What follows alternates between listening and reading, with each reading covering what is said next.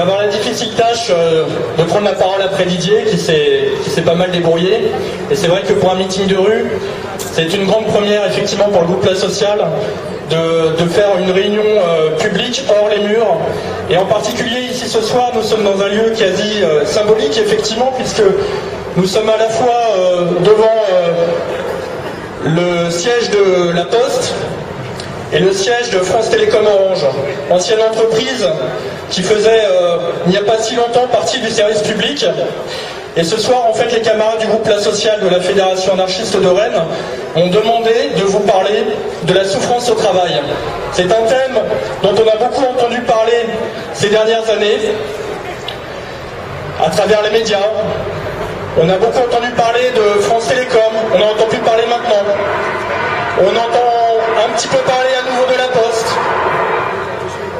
Alors effectivement, l'objet de mon intervention ne sera pas de faire pleurer dans les chaumières, dégrainer la longue litanie des suicides qui a pu avoir lieu dans ces entreprises, comme dans beaucoup d'autres, en France et dans le monde. L'objectif de mon intervention sera de faire le lien entre la logique capitaliste qui dirige la société aujourd'hui en France et dans le monde, et la souffrance des hommes et des femmes qui produisent ces richesses et qui n'en profitent pas.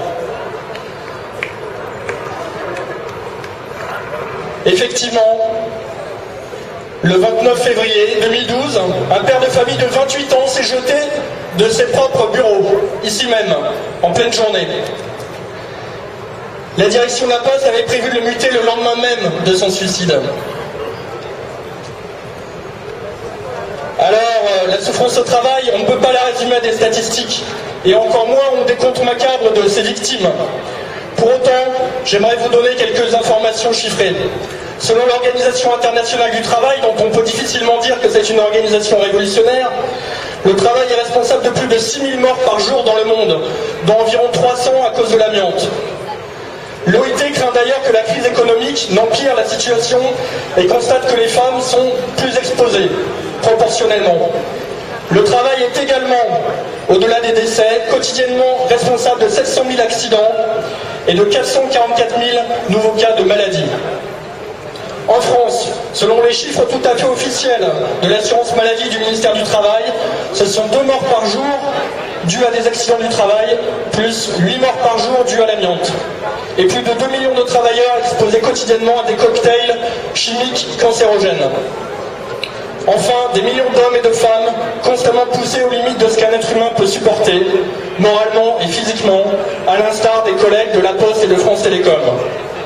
Les travailleurs français, qui affichent une des productivités horaires les plus élevées dans le monde, sont aussi parmi les plus gros consommateurs de psychotropes.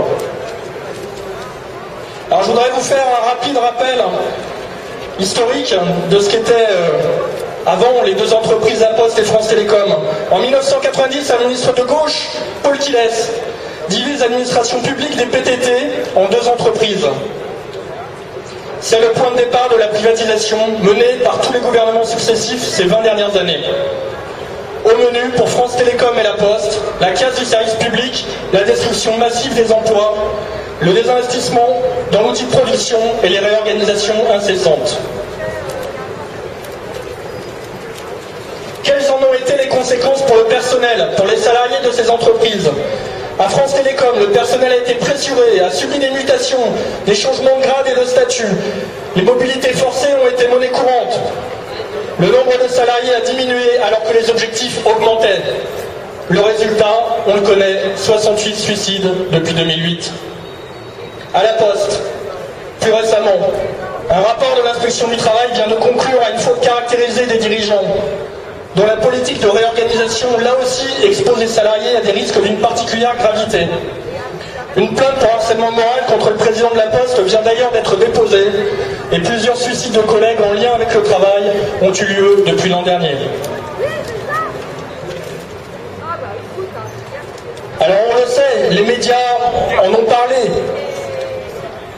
mais comment les directions d'entreprise ont-elles réagi suite à cette médiatisation ?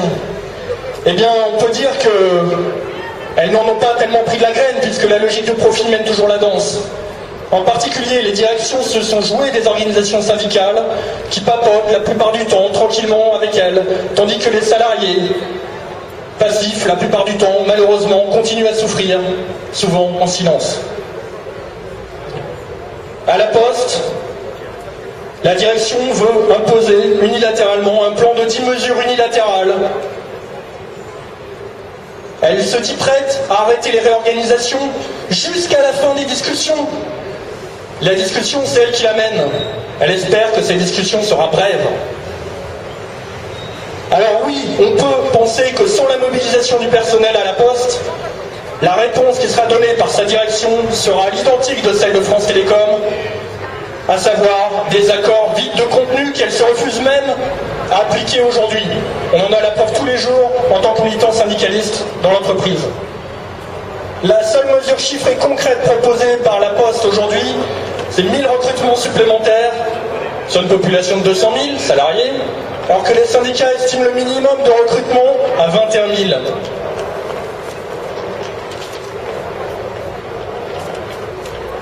Bon, là je vous parle de la Poste, de France Télécom, il y a un effet d'aubaine. On est là devant les deux entreprises, on rend un peu hommage aux salariés, pas toujours connus, qui sont victimes de l'exploitation.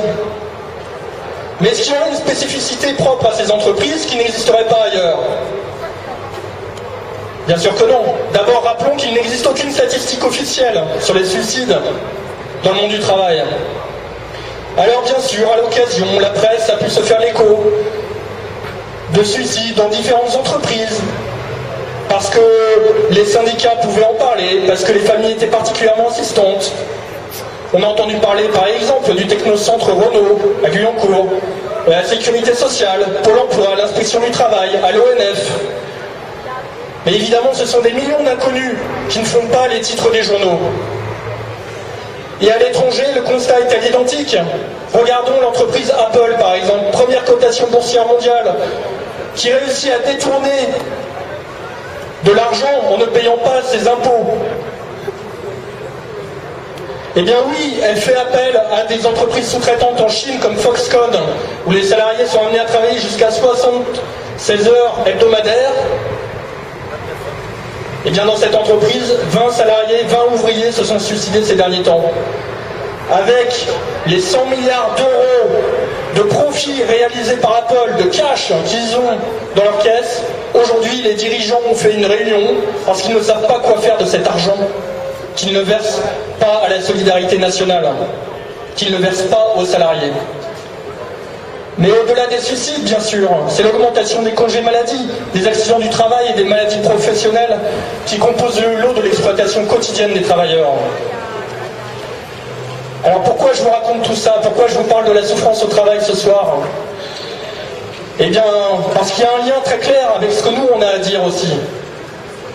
Pourquoi, malgré les accords sur les risques psychosociaux, malgré tous les psychologues du travail et toutes les commissions stress qui existent dans toutes les grandes entreprises françaises, il y aurait autant de souffrance? Que les gens soient ouvriers à la chaîne, jusqu'à cadre à la Poste. La réponse est à chercher dans les méthodes de management qui contribuent à isoler les salariés face à leurs patrons.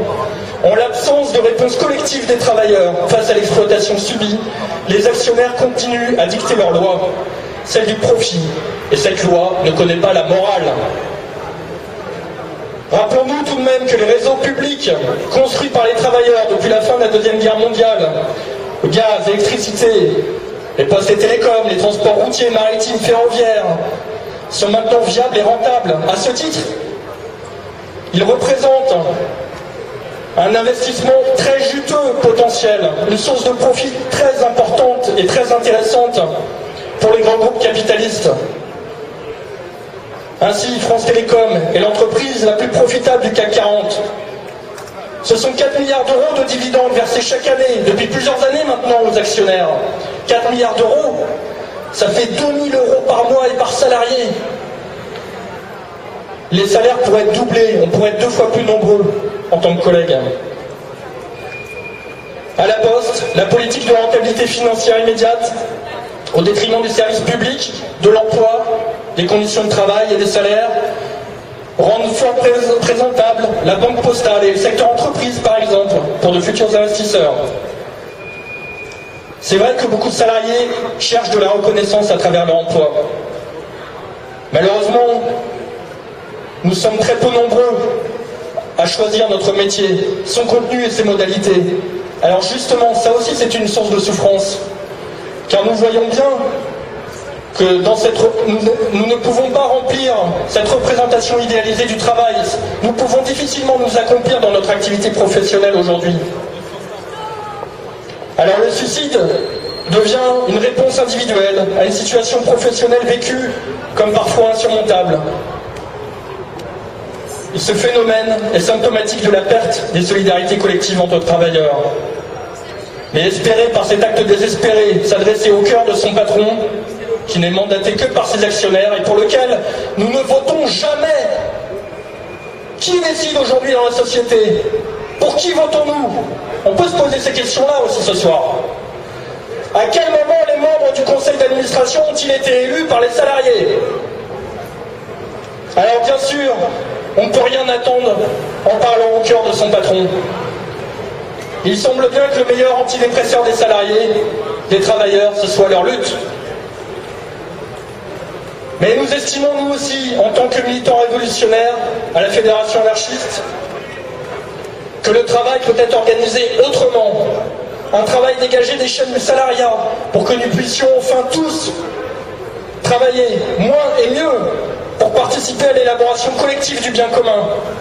Cela implique l'abolition de la propriété privée des moyens de production et la redéfinition d'un service public en dehors du cadre de l'État. Une fois l'expropriation capitaliste réalisée, nous proposerons la socialisation des moyens de production en les autogérant par les comités de travailleurs en coordination avec les comités de consommateurs. À ce titre, les syndicats ont un rôle essentiel à jouer. Que les travailleurs cessent leur isolement, résignés, pour s'organiser en leur sein et se les réapproprient. Il est évident qu'aucun candidat à une élection présidentielle ne pourra jamais gérer ces problèmes-là à la place des intéressés eux-mêmes. Réveillons-nous, nous avons tout à y gagner.